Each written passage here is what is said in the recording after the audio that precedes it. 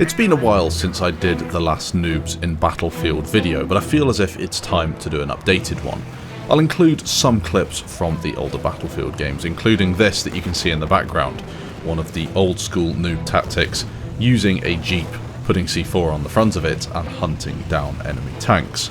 Now, I'm not proud of any of the clips I've recorded in this video. Sometimes I've recorded other people using these noob tactics, but I thought it was a good opportunity to update the list with some of the noob tactics we also see in Battlefield 5. Keeping it with the older games though, in this case Battlefield 4, a noob tactic that is still really common, and to be honest always will be, and that's camping AA tanks. In BF5 you tend to get a lot of camping tanks in general, not so much the AA tanks, although they are still there. In Battlefield 4 though, and BF3, camping, mobile, anti-air tanks are incredible, and you can see why. This is me using one without the lock-ons. I'm just using the cannon, and I'm still taking down air vehicles really easily. Now, I do get what's coming to me, which I find quite funny considering I'm the one who's doing all of the killing with the Jeep and C4 earlier in the video, but there we go. It's exactly what I deserve. An ultimate noob tactic met by another one on Caspian border. Jet rammers are annoying. You used to see it so much in Battlefield 4, and to be fair, it's just as bad in Battlefield 5. The fact that you can get awarded a kill when you ram somebody and then the other guy doesn't get anything is just leading to even more situations where you ram in Battlefield 5.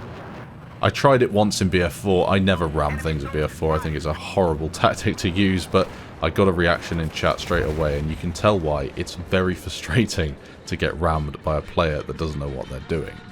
Now for something in Battlefield 5 that it divides opinion, but in my personal opinion is absolutely crazy, and that's the state of bipods and MMGs. I would like to say that I don't blame people for using them because it's in the game, so why not? But I also kinda do blame people because I don't use MMGs all that much, I don't abuse them, and as you can see from the clip in the background, they are there to be abused. You can full auto them from behind cover. This guy's shooting through the cover and still taking people out. He can stand up, crouch, move around on his back whilst bipodding a 1200 RPM MG42. I've slowed it down so you can see what I mean. I also like the fact that my teammate there with the anti-tank rifle is just prone and doesn't even notice him. Another noob moment.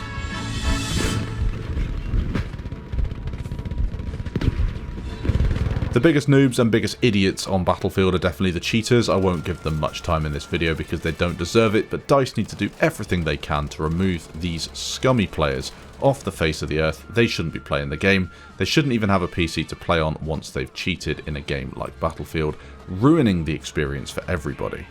Next up, we've got tank campers, and as I alluded to before with the AA gun in BF4, tank camping is also a problem in Battlefield 5. Now yes, tanks aren't always the best at going into the battle on Battlefield 5, and some say this might be historically accurate, but let's just remove that argument from the equation for a minute. Tanking is very effective at range. That's one of the biggest issues. A game like this is Fortress on Hamada. We obviously don't have access to it at the minute because DICE removed it. People were having too much fun, I think, so DICE removed some modes. This is just way too good. Start of a match, spawn in.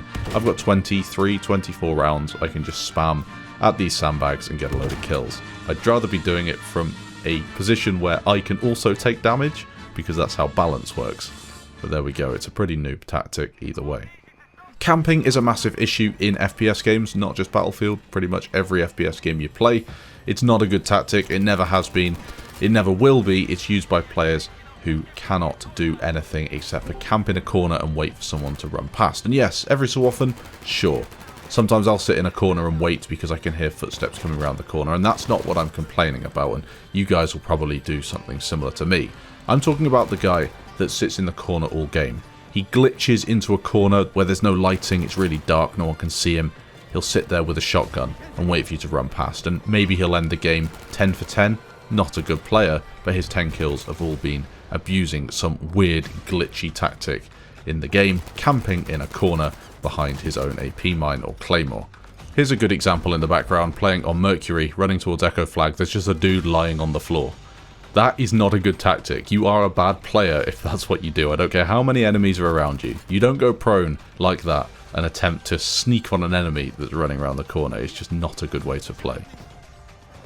What are your opinions on shotguns in BF5? Now, typically shotguns in video games are attributed to noobs. Noobs take shotguns, they run around and they blast people, get a kill, and then die. The issue in BF5 though is shotguns are actually really damn good, so good players have started using them as well.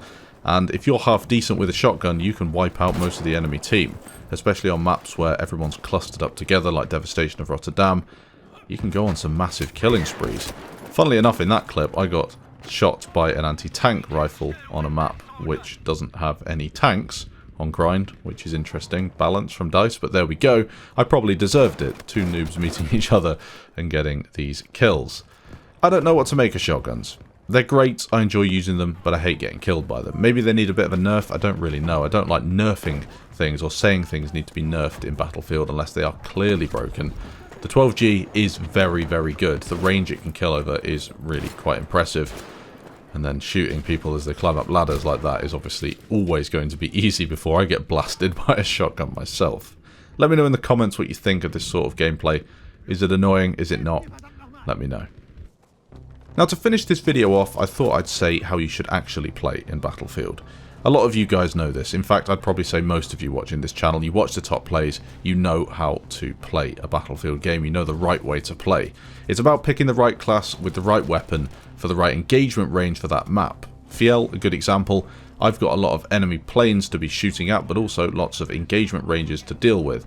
You've really got to be careful, because a lot of people complain about guns not being good, and tactics not being effective, so that leads them to camp. But to be honest, as long as you switch up your playstyle and you concentrate on using the right weapon and the right class, you shouldn't really have a problem with it. One of my friends who's quite a good player said the trick to Battlefield 5 and getting good scores is to know what works on what map and what flag. And it's really quite difficult actually to get your head around it, but once you start doing that and you start preparing a loadout for a map, you start to see a better return on your score and your effort.